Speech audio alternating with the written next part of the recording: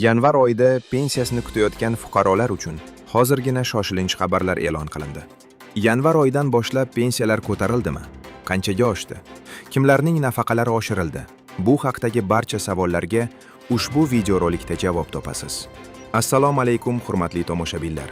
Tezkor yangiliklardan birinchilardan bo'lib xabardor bo'lishni istasangiz, videoning ostidagi like tugmachasini bosishni unutmang. Diqqat qiling. 2026-yildan boshlab maosh va pensiyalar oshiriladi.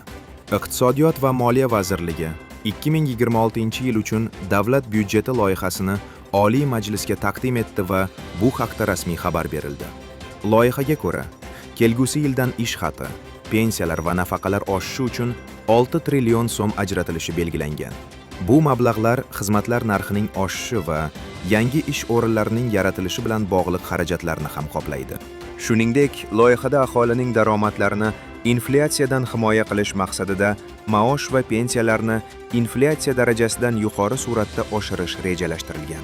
Prognozlarga ko'ra, 2026-yilda inflyatsiya darajasi taxminan 7% atrofida bo'ladi.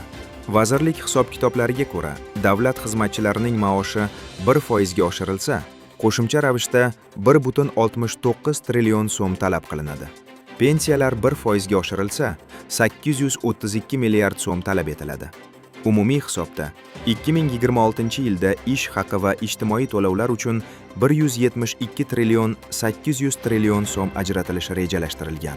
Bu joriy yildagiga nisbatan 18 trillion 500 trillion so'mga ko'proqdir. Shu bilan birga, maoshlarga oid to'lovlar davlat byudjeti xarajatlarining 42,9% ni tashkil etadi.